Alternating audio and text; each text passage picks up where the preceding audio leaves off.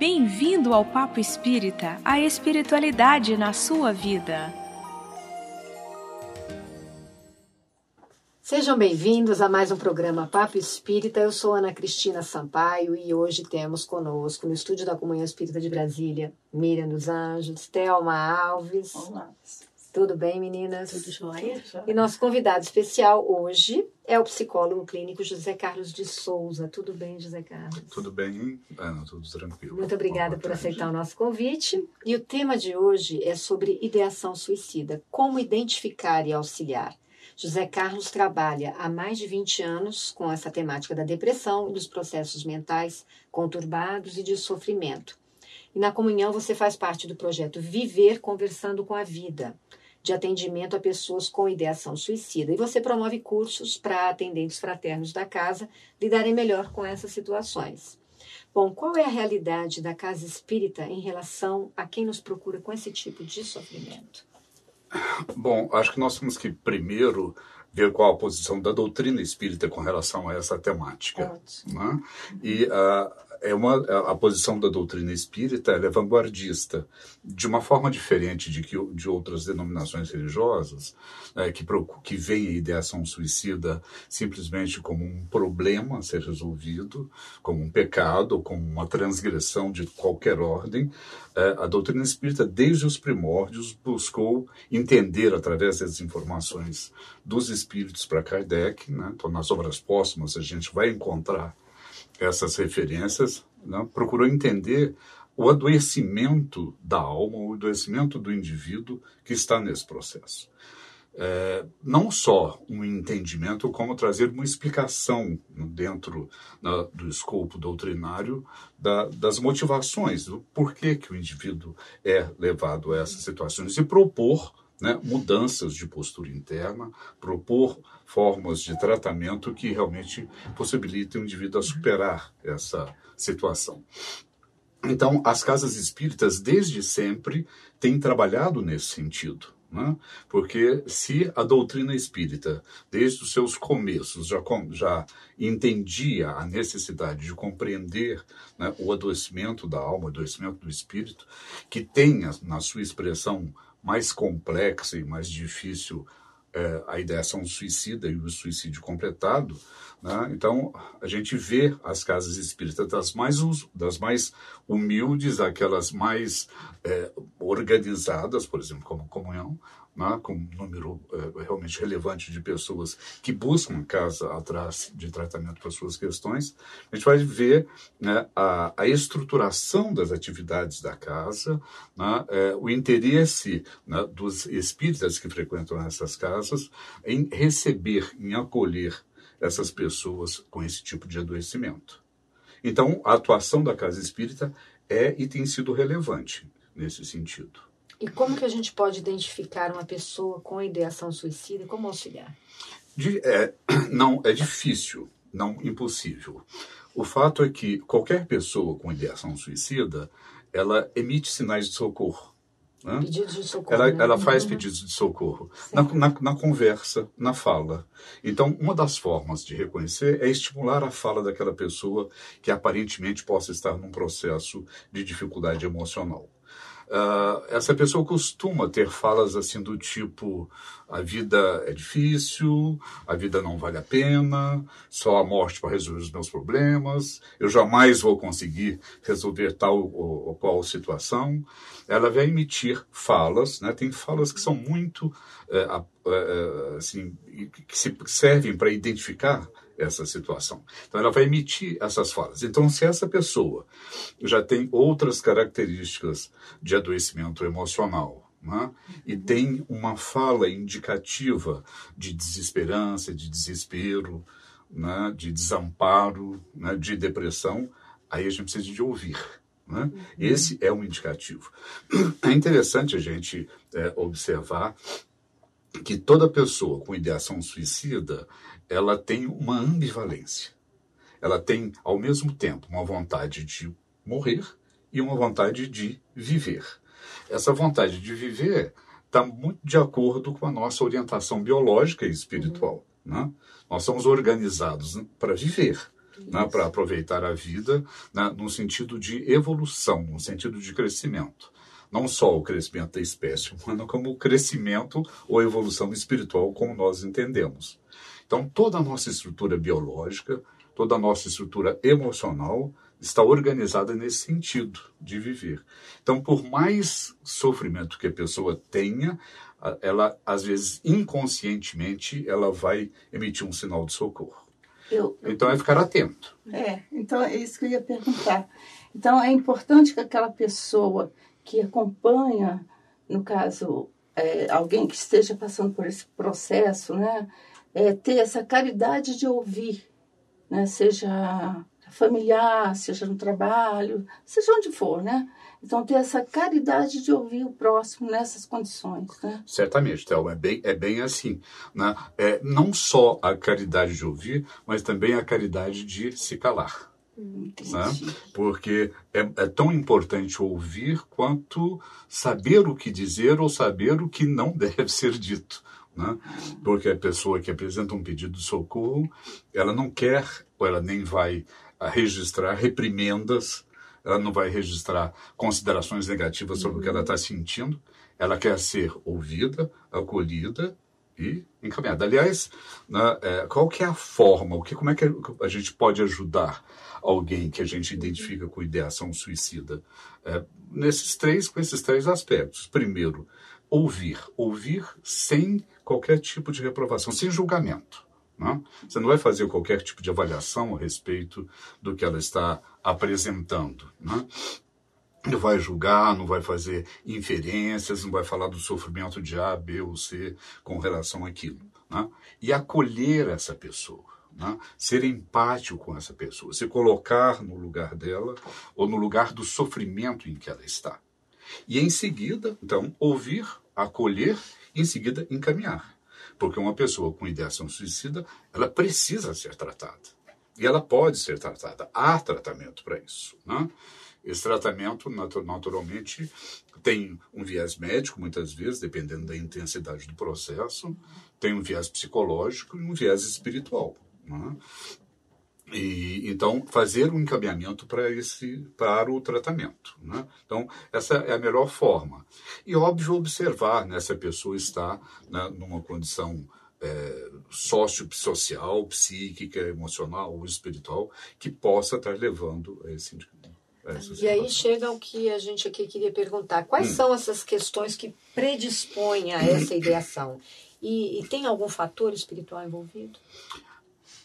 Bom, sempre tem um fator espiritual envolvido, sempre. Né? Assim, a nosso ver, todo o processo de ideação suicida, ele acaba envolvendo um processo obsessivo. Né? Naturalmente, a pessoa numa ideação suicida, ela está com uma constituição emocional desequilibrada, disfuncional, não? Seu processo energético está completamente quebrado, vamos dizer assim, tá?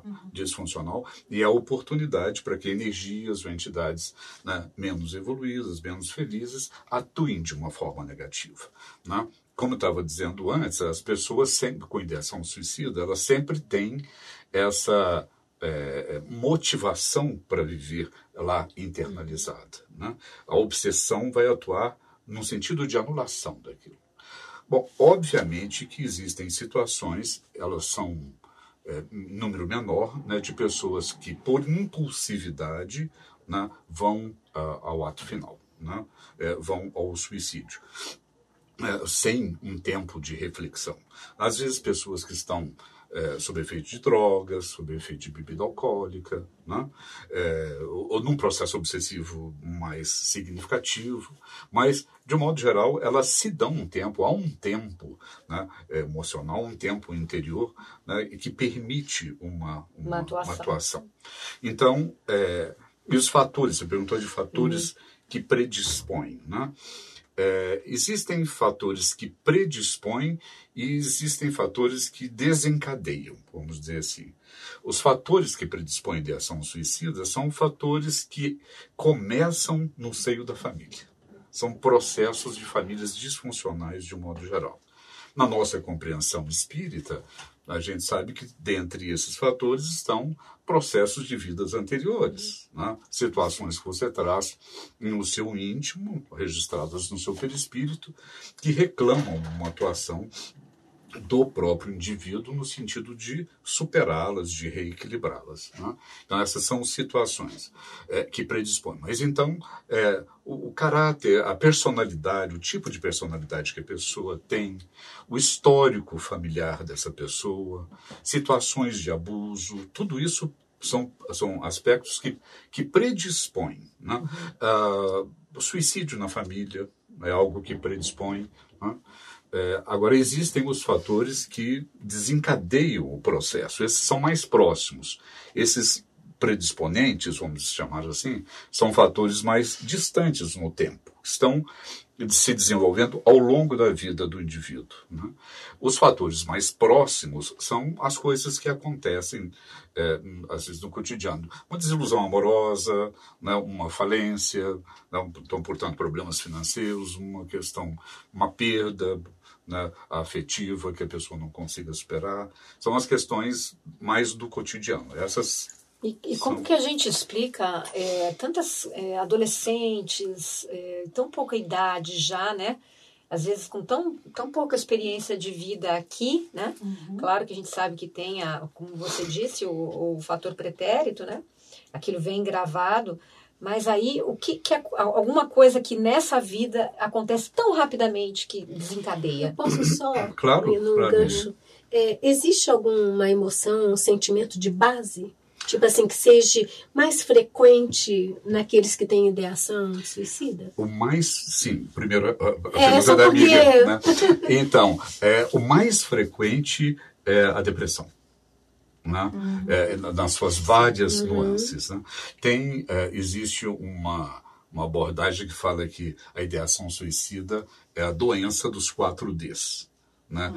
O primeiro seria a depressão, a desesperança, o desespero e o desamparo, né? Então, pessoas que com essas características emocionais, né, estariam mais propensas a desenvolver essa ideação suicida. E é interessante, né? Porque quando você fala de depressão, é uma doença emocional na qual tem desespero, na qual tem desesperança, na qual tem desamparo, né? Então, a depressão parece ser assim, a figura assim, de adoecimento mais próxima, né, desses processos. E dentro da depressão a gente vê, não, uma outra vertente, vamos chamar assim, da depressão, outro quadro, né, nosológico, que seria o transtorno bipolar, né? Então, as doenças mentais que mais afetam essa condição seria a depressão, o transtorno afetivo bipolar, né, a esquizofrenia, né, o transtorno borderline, né, são as condições emocionais, mentais mais próprias, mais aproximadas dessa situação. Mas é principalmente a observação de depressão, né? Como é que a pessoa está, como é que ela lida, né, com aspectos depressivos. Bom, agora, respondendo a sua pergunta, né, Ana, acho que quem melhor respondeu essa pergunta foram os espíritos, e Kardec condensou isso nos escritos dele, foi publicado em obras póstumas, né? Isso tem sido bastante divulgado no nosso meio espírita, esse trecho, né, de Kardec, dos espíritos, né? Kardec informa que a evolução, né, nossa evolução do ser humano, né, que tem, né, concomitantemente uma evolução do processo do próprio planeta, né? Então, essa mudança de condição vibratória que nós estamos esperando, que já está acontecendo há algum tempo, né? Essa transição, né, de um tempo de expiação e provas, né, para uma época um pouco mais feliz que a gente aguarda, que a gente espera, né, seria um tempo de desajustes, né? Os espíritos são bem, Kardec, aliás, é bem literal. Ele fala que será um tempo em que a loucura vai imperar. E o número de suicídios iria crescer em número assustador, inclusive entre crianças, né? O que a gente imagina é que há uma urgência, de uma certa forma, que nós humanos sentimos em mudanças, né? E as crianças, acho que hoje já, muitas delas já vêm com uma percepção diferenciada das crianças de um tempo atrás, com uma amplitude maior de percepção, né? De possibilidade de captar e perceber problemas e sentir problemas, né? Então, essas crianças são excessivamente sensíveis. E, infelizmente, é uma realidade. Há um número significativo de suicídios entre crianças, até muito novas. Zé Carlos, sempre então, que fala... Então, são essas duas questões, né? A questão reencarnatória que você colocou, né? E essa questão do momento espiritual, em que as pessoas precisam de enfrentar, né, os resquícios de processos, de problemas que elas têm, né? Todos nós temos, aliás, né? Das nossas vidas todas pretéritas. E aí o suicídio vem como uma incapacidade de lidar com... É sempre uma incapacidade de lidar, né, com essas questões. A visão, né, de quem tem uma ideação suicida, a gente chama que é uma visão, muitas vezes, de um processo depressivo muito agudo. É uma visão em túnel. É como se ele estivesse vendo a vida numa perspectiva de um túnel. Só que é um túnel que você não vê o final. E ele vai se afunilando, na verdade. Então, há um estreitamento cognitivo. A pessoa, né, a capacidade de entender, de processar, de resolver os problemas, né, vai ficando cada vez mais estreito para ela, vai diminuindo e trazendo um sofrimento enorme. A minha curiosidade na pergunta era... Eu me antecipei na conclusão. Sempre que eu falo em depressão, eu mesma associo a depressão...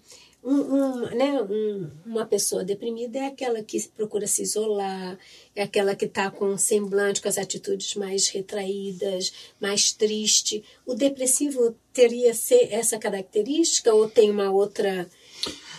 O depressivo tem principalmente essa característica, mas existem outros tipos de depressão, né, em que essas características não estão presentes assim de uma forma tão perceptível, de uma forma tão significativa.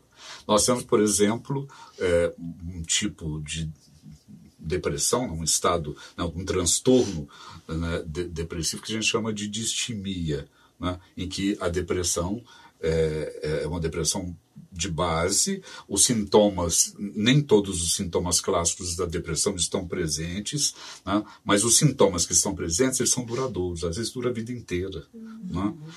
Eles estão diminuídos em intensidade, mas em compensação, entre aspas, eles são constantes. Né? E a pessoa é uma pessoa, por exemplo, uma pessoa irritável, uma pessoa com um humor bastante variável, às vezes um humor ácido, difícil, né, de lidar, né, com esse humor, que difere completamente desse estereótipo que a gente tem da faces do depressivo, do modo de ser do depressivo. Né? Tem a depressão ansiosa, pessoas que são muito ansiosas e têm um quadro depressivo. Né? A gente tem uma ideia de que o depressivo é sempre apático. Nem sempre. Mas aquela depressão que predispõe à ideação suicida é aquela na qual eu me retraio e não vejo... Ambas. Eu queria ficar mais... Ambas. Tá. Ambas. Né? Por exemplo, na questão da distimia, não tem, pelo menos que eu conheço, um estudo que indique que uma ou outra situação predisponha mais ao ato suicida. Né? Mas uma pessoa que seja um depressivo ansioso, que tenha uma ansiedade significativa dentro do processo depressivo, né? Ou que tenha esse caráter mais raivoso e tal, é uma pessoa com muito mais energia para o ato suicida. Porque, na verdade, né, o depressivo, ele não se mata no auge da depressão. Ele não tem força para isso. Ele não tem energia para isso. O grande cuidado que a gente precisa de ter com o depressivo é quando ele começa a melhorar. Interessante. Não é? Tanto que existe um número muito significativo de episódios suicidas em pessoas que saem de internação. São pessoas internadas em instituições, né? Durante o tempo de internação elas são tratadas se comportam de uma forma mais adequada. E quando saem, elas se predispõem a esse se sentem mais fortalecidas. Elas se sentem mais fortalecidas. Porque é preciso muita energia. Sim. Para você ter... concretizar, né? Mas, desculpa, é que eu estou aqui pensando, maquiando. É que o assunto maquinando aqui. Gigante, né? Gigante, houve um fato, um evento que seja, que fez com que o processo depressivo se instalasse, né? Foi ao tratamento, retorna, e aí tem a energia para concretizar a sua ideação. O porquê que nesse caminho não houve uma mudança tal que possibilitasse? Porque depende dele. Mudar. Bom, também. Porque quando a gente fala que aquela pessoa sai para tratamento, nós falamos de internação. Uma pessoa com processo depressivo para ir à internação, precisa ser uma depressão extremamente cruel, forte, intensa, severa, que requer tratamento medicamentoso forte, com remédios que vão lidar com a depressão, mas também tem os seus efeitos, suas sequelas, seus efeitos secundários. Né? E é deste tratamento, né? Que não é o tratamento, porque a depressão ela precisa ser tratada, né, de uma forma mais ampla. Né? Não, o tratamento da depressão necessariamente precisa ser dependendo da gravidade, óbvio, né? Precisa ser um tratamento medicamentoso. Então a pessoa precisa de fazer, porque o remédio é para regular, né, os seus processos hormonais, regular o processo da neurotransmissão das substâncias que estão aí correndo pelo cérebro e outros órgãos do corpo, né, promovendo ou não o bem-estar. Então precisa de fazer uma regulagem disso. Porque dentro desse estado a pessoa está em desequilíbrio. Então o remédio ajuda a fazer esse equilíbrio. Então, esse é um aspecto, a dimensão física da depressão. Né? Mas nós temos uma dimensão emocional, psíquica, né? São os problemas que a pessoa vivenciou. Né? Vamos supor que a pessoa tenha se deprimido por ter sido vítima de abuso físico ou não, né? Numa determinada época da vida, às vezes da infância, e depois ela se deprime na vida adulta. Ela precisa de lidar, né, com essas questões. Né? Com a visão que ela teve a partir do evento, que ela teve de si mesma, a visão que ela teve da relação com as outras pessoas, a visão que ela teve da relação com o mundo. Né? E isso o remédio não trata. Né? Agora, tem o terceiro aspecto, que infelizmente falta muito, né, dentro do tratamento da depressão, que é o espiritual. É isso que eu ia dizer. Né? É o tratamento espiritual. Porque essas situações... Né, por que existem pessoas que, por exemplo, sofrem um abuso e se organizam na vida, lidam com isso, resolvem, e outras não? De um modo geral, né, essas que não podem ter tido experiências, se não iguais, mas pelo menos de alguma semelhança em uma vida passada. E quando você não identifica, porque às vezes muitos pais de adolescentes não conseguem nem identificar, quando se deparam já com o fato consumado, né? E quando você não observa, não vê sinal da depressão, como a gente está acostumado, né? De ver aquela pessoa mais para baixo, né? Desalentada, desamparada. E quando você vê uma pessoa agindo normal e de repente ela comete um suicídio, existe essa possibilidade? Muito, existe, existe, principalmente entre jovens, você colocou bem. Entre jovens e entre idosos. Tem uma pesquisa feita por uma universidade americana muito interessante, né, que deu conta, feita com milhares, né, de jovens, né, se deu conta que os jovens, né, de um modo geral, eles se sentem mais solitários do que os idosos. A gente sempre imaginou que o grande problema, né, da vida seria a solidão. Né, porém, às vezes eles estão cercados de pessoas também. Né? E tem uma experiência de vida que permite que eles se organizem de uma forma diferente. O jovem não tem essa experiência, essa vivência. Então, pode acontecer. Agora é o seguinte... se esse jovem tem ainda algum recurso interno, né, ainda preserva em si esse instinto de vida, né, ele vai emitir sinais. Agora, pode ser que, infelizmente, a família não esteja preparada para perceber. Né, então. Aí, infelizmente, não há muito o que fazer. Porque sempre tem sinais. Sempre tem sinais. Né? Em algumas situações, poucas, as pessoas realmente não vão emitir sinais. Né? São pessoas que fazem a coisa por impulsividade. Que, aliás, são as duas características do suicídio consumado.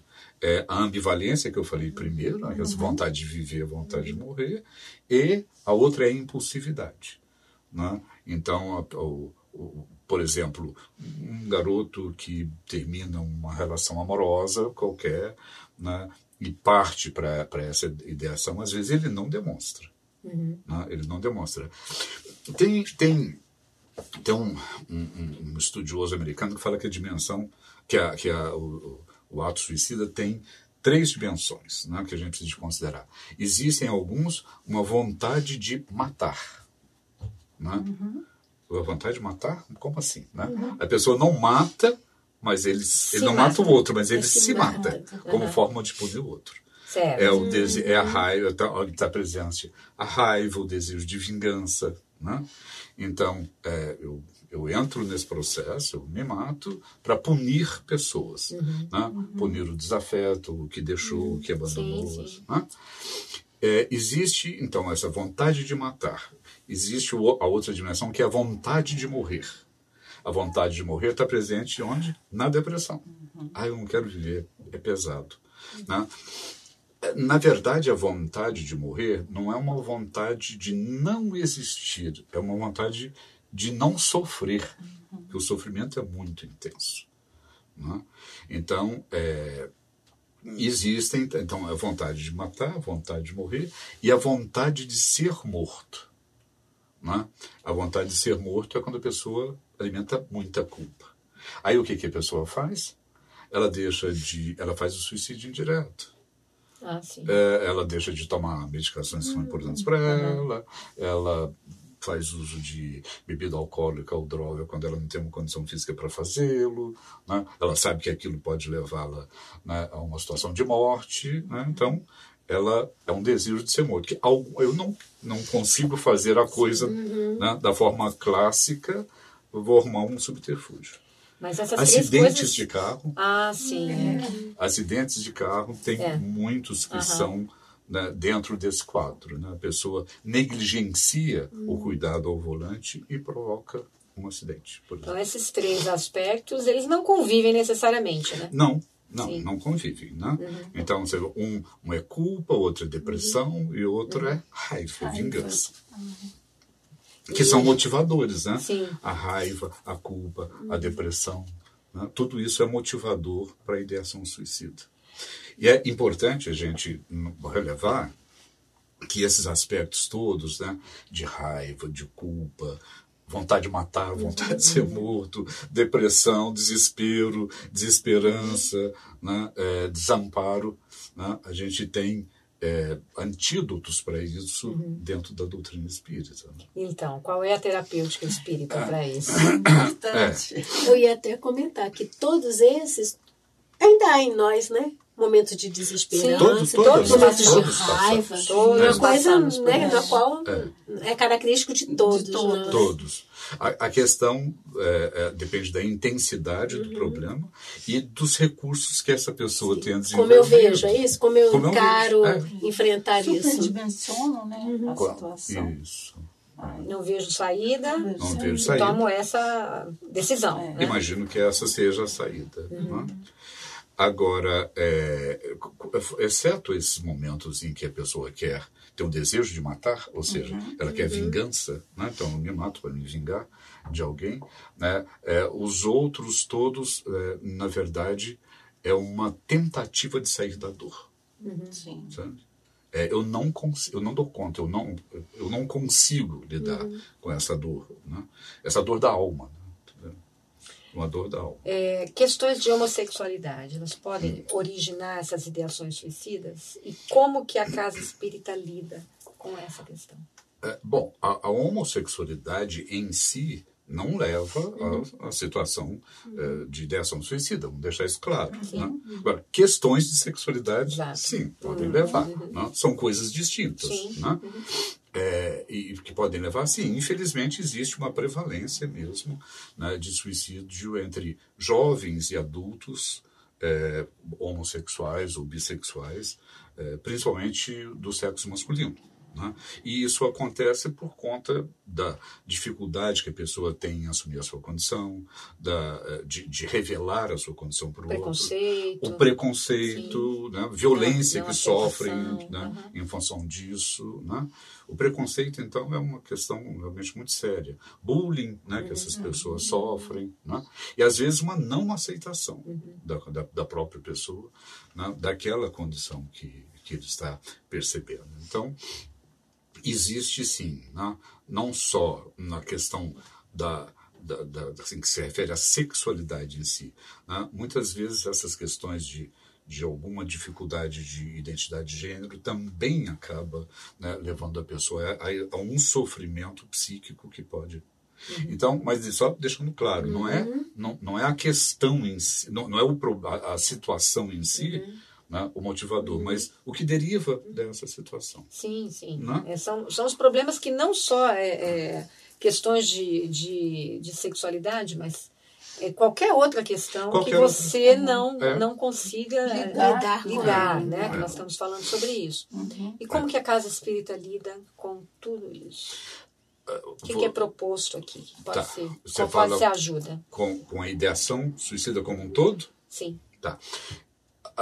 Eu acho que a terapêutica espírita ela é perfeita para trabalhar com essa questão toda. Né? Porque ela busca... Quando Kardec falou a respeito de suicídio, até no Evangelho segundo o Espiritismo, nós temos lá o capítulo 5, que é, né, um volume enorme de informações a respeito do suicídio, consequências, etc. Né? Então, quando Kardec levantou essa questão do suicídio, não, como uma problemática realmente séria, né, já existente, que tendia ao agravamento, e que este sim seria o sinal dos tempos, né? Não são, né, os cataclismas, os terremotos, os maremotos, os tsunamis, os vulcões da vida, né, que vão provocar a mudança planetária. Né? Mas essa reviravolta mesmo, esse cataclismo interno, né? Essa situação interna, né, emocional. Então, quando ele levantou essa questão, né, ele levantou também as possibilidades que existiam de enfrentamento dessa situação.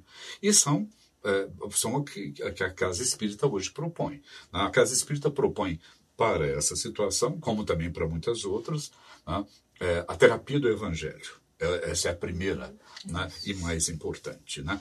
Uma compreensão do Evangelho segundo o Espiritismo, uma compreensão da mensagem cristã na essência, na pureza, né? No desenvolvimento, né, de recursos internos ou das virtudes, né, que o Evangelho nos fala, de virtudes como recursos de enfrentamento dos problemas. Então, a Casa Espírita estimula essa compreensão. Então, ela não traz tão somente a questão espiritual, a questão da obsessão dentro da ideação suicida, mas ela traz, releva a importância do processo emocional também aí dentro. Então, claro, porque não há obsessão se não houver uma sintonia. Exato, claro. Né? Então, o receptor precisa de se trabalhar. Né? A gente vê que as pessoas buscam a Casa Espírita para fazer um esclarecimento. Vamos tirar, vamos afastar o obsessor. Né? Mas, na verdade, às vezes... é a pessoa, na figura de aspas obsediada, que precisa mais de tratamento. Agora, além, né, dessa terapia do Evangelho, né, é a terapêutica comum do Espiritismo. Fluidoterapia, passes, né, água fluidificada, culto do Evangelho no lar, fundamental. Os grandes problemas, os maiores problemas, aliás, né, dentro da questão do suicídio, começam em casa. Né? Ou, se não começam em casa, eles são mantidos em casa, eles são agravados em casa. Ou eles poderiam ser trabalhados em casa e não são. Né? porque muitas vezes esse lar, né, não tem uma constituição energética, vamos dizer assim, adequada para dar suporte para esse indivíduo, para dar suporte para as pessoas que estão à volta desse indivíduo, inclusive. Né? Então, o culto do evangelho no lar, passes desobsessivos. Né? E, como diria o Chico, sempre, né? Trabalho. Né? Então, e a Casa Espírita estimula isso, oferece oportunidades, né, de trabalho. Né? Explica, o trabalhar não é você ir lá simplesmente, né, pegar uma enxada e capinar um plantio, uma roça. Né? Mas ele faz esse estímulo e eu acredito que faz muito bem. Né? Tanto que a busca, né, de pessoas que, né, com ideação suicida, que buscam a orientação da Casa Espírita tem crescido muito. E daí a necessidade, inclusive, de conhecer melhor essa temática. Né? E você pode explicar como é que funciona esse projeto Viver Conversando com a Vida? Então, a ideia desenvolvida pela Casa, a Casa sempre teve essa preocupação e sempre desenvolveu esse acolhimento, né? Esse ouvir, acolher e encaminhar por um tratamento as pessoas que a buscam. Esse projeto ele tem uma especificidade que é de fazer uma capacitação, uma reciclagem, uma capacitação dos atendentes fraternos para que eles saibam se estão lidando ou não com o processo, com ideação suicida. Né? Saibam reconhecer, né, aquelas frases de alerta, né, que a pessoa traz. Né?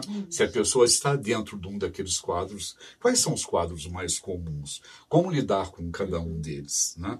Então, esse projeto visa fazer essa capacitação, porque a gente precisa conhecer.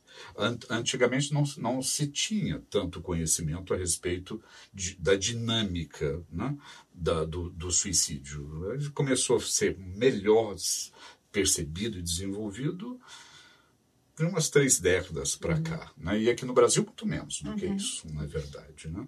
No tanto que campanhas como Setembro Amarelo, aqui no Brasil começou há 4 anos atrás, em 2015. Bem recente. Bem recente. Né? Apesar de existir há bem mais tempo fora daqui, nos Estados Unidos.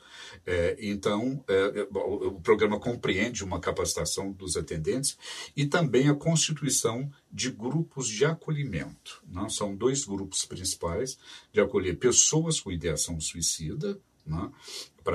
Não para falar a respeito de suicídio especificamente, mas a respeito do desenvolvimento desses recursos internos que a gente estava falando. Então, focando que pontos, que coisas você precisa saber ou desenvolver dentro de você, sob a luz da doutrina espírita, então, né, para fortalecer a pessoa para se livrar desse problema, dessa situação. Agora, Desculpe, mas o outro grupo seria para acolhimento das pessoas que a gente chama de sobreviventes do suicídio. Né? Porque quando há um suicídio, há um número muito significativo de envolvidos. Família, amigos. Né? Pessoas, às vezes, que nem conheciam. Né? E as pessoas se sentem muito responsáveis, né? Não viram, não observaram, não fizeram nada, não agiram. Né? Existe uma série de componentes aí. Né? Agora, existem também muitos pais, por exemplo, né, que estão lidando com filhos com ideação suicida e se sentem perdidos, não sabem o que fazer com aquilo. Estão vendo, às vezes, um filho em depressão, né, em casa, não quero sair, não tenho vontade de estudar, não tenho vontade de fazer nada. Como essa pessoa lida? Qual é o caminho das pedras? Assim? A pessoa não quer ir para um psicólogo, o jovem, ou sei lá, o familiar, né? O que você orienta? É uma coisa, às vezes, complicada, porque os familiares, às vezes, veem o jovem nessas condições que você está falando, mas tem medo de pensar num ato extremo. Eles não têm noção, às vezes, que vai acontecer. Que pode acontecer, e pode acontecer. Né? É sério, né? É sério. Né? Uma pessoa que fez uma tentativa uma vez, ela quase que necessariamente ela tentará de novo. Né? Então, o adolescente tomou 3 comprimidos de sonrisal, né? Tomou uma coisa assim, né? Tomou três coisas que não iam provocar grande... Isso pode ser caracterizado como uma tentativa. Está chamando atenção para o processo. E as famílias às vezes descartam. Bobagem, tu quer chamar atenção, isso não tem... Vira piada. Vira piada, né? Vê a pessoa como uma pessoa frágil mesmo e tal, né?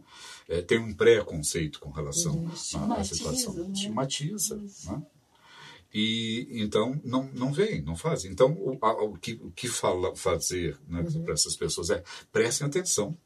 Preste atenção no comportamento, preste atenção na fala, principalmente dos jovens, né? Porque o jovem é um ser ativo, vivo, interessado, curioso, né? Em conflito sempre, é natural da idade, né? A pessoa na adolescência, por exemplo, está fazendo toda uma mudança de corpo, de mente, processo hormonal, é uma coisa realmente bastante conturbada. Né? Então, se o jovem está apático, preso no quarto, aliás, adolescente preso no quarto é uma coisa... É uma coisa que não está bem. É uma coisa comum, né? Mas quando fica mais... num sentido mais doentio, que vê extrapola. Quando você vê, né, você observa alguma coisa que não está bem. Né? É levar para uma avaliação. Né? Leva para um profissional para avaliação de imediato. É interessante que também é a questão da gente reavaliar uma postura que às vezes existe da família, principalmente dos pais que estão mais próximos, ele tem a liberdade dele, eu não vou, né, invadir os seus limites, porque pai e mãe têm uma função importante, não é de invadir limites, é de observar e acudir o filho que está em momento difícil, que às vezes é uma justificativa para não lidar, né, com a possibilidade, né? É verdade, é isso mesmo. Porque eu escuto isso muitas vezes, sabe? Não, meu filho... Ele tem a liberdade dele, eu não vou invadir o limite, eu não vou perguntar isso, não vou fazer aquilo. Aliás, as pessoas têm um preconceito de falar de suicídio. Uma coisa, inclusive, que precisa ficar clara é que não há nenhum problema em falar de suicídio para a pessoa que a gente imagine que tem ideação suicida. E perguntar diretamente. Você tem alguma ideia suicida? Você tem alguma ideação, algum pensamento? Você planeja alguma coisa nesse sentido? Você tem vontade de morrer? Faz essa pergunta direto, o jovem vai responder. Quase sempre ele vai responder. Isso aí, os próprios familiares podem? E devem. Devem fazer. Nós temos um medo. A gente falava aqui do uso da palavra suicídio em chamadas de mídia e tal, porque a mídia, ao longo do tempo, vem sendo não muito responsável por falta de conhecimento na divulgação da questão do suicídio, glamorizando o suicídio, explicando com detalhes, métodos, formas. Então, isso tem sido muito combatido. Por ter sido combatido, houve uma espécie de um pacto, não se fala mais do assunto. Não se fala mais na mídia, não se fala mais em casa, não se fala mais na casa espírita, não se fala mais na outra instituição religiosa, virou um tabu. O problema é enorme, ele existe.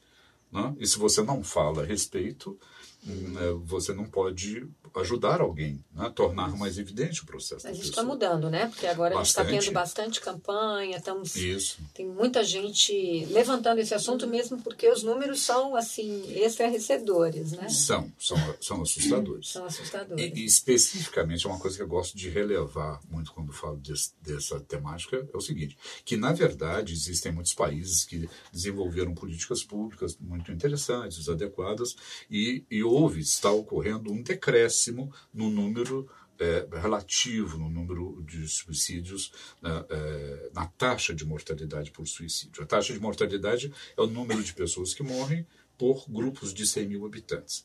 Então, essa taxa de mortalidade está decaindo. Os números absolutos, os números reais, não diminuem porque a população está crescendo. Mas essa taxa está decaindo em 83% dos países. Então, José Carlos, a gente terminou o nosso programa. Infelizmente, o assunto estava muito bom. Obrigada pela sua participação. Eu espero que vocês que nos assistem tenham podido compreender mais um pouco dessa questão, da importância da gente observar esses sinais, estar atento, né? E a terapêutica espírita, que, segundo você, é o que tem de mais completo e mais eficaz para a gente evitar essas ideações suicidas e tanto sofrimento nas famílias, não é isso? É a prevenção perfeita. Eu queria que você deixasse, então, rapidinho uma mensagem para familiares que estejam lidando, que podem auxiliar, amigos. O que você sugere para aquelas pessoas que estão observando esses sinais que você comentou de ideação suicida? Bom, eu vou repetir o que eu disse anteriormente. Né? Perguntem, não tenham medo de perguntar, né? Não tenham medo de ouvir, não, uma realidade que às vezes é dolorosa, assustadora. Né? Perguntem e tenham a paciência de ouvir a história que vier. Como essa história dessa pessoa está sendo contada. Acolha essa pessoa e encaminhe para tratamento. Né, principalmente para familiares ou amigos, pessoas que às vezes não têm um conhecimento técnico, é difícil de solucionar. Às vezes a gente quer dar uma solução, mas essa temática do suicídio é uma questão multidimensional e o tratamento é multissetorial, vamos dizer assim, multidisciplinar, na verdade. Né? Envolve diversas abordagens que às vezes a gente não tem, né, individualmente, lá ali na família, a condição de desenvolver todos esses papéis. Então, vamos acolher, vamos identificar e vamos encaminhar para o tratamento adequado. Né? Um tratamento médico, um tratamento psicológico, um tratamento espiritual, né? Ou buscar ajuda e não ter medo de falar abertamente a respeito do tema, a respeito do assunto. E se quiser vir aqui à comunhão, buscar o atendimento fraterno da comunhão, né? Que os atendentes fraternos da comunhão estão, né, capacitados para receber essas pessoas e fazer um encaminhamento devido. Né? Gente, muito obrigada. E só gostaria também de relevar o seguinte, que esses tratamentos não são excludentes. Sim, né? Eles são complementares. Concomitantes. Sempre, né? E não são só para espíritas. E não são só para espíritas, obviamente. Né? A pessoa, para vir à casa espírita buscar esse tipo de tratamento, não tem que necessariamente ser ou se tornar espírita. Todos são bem-vindos. Então, todos são bem-vindos, todos serão acolhidos. Com certeza. Então, gente, muito obrigada. Papo Espírita vai ao ar todas as quintas às 19 horas no canal da Comunhão no YouTube. Escreva pra gente, radio@comunhãoespírita.com. Dá um like, compartilha, toca no sininho e recebe as nossas produções da casa. Obrigada e até a próxima. Até a próxima.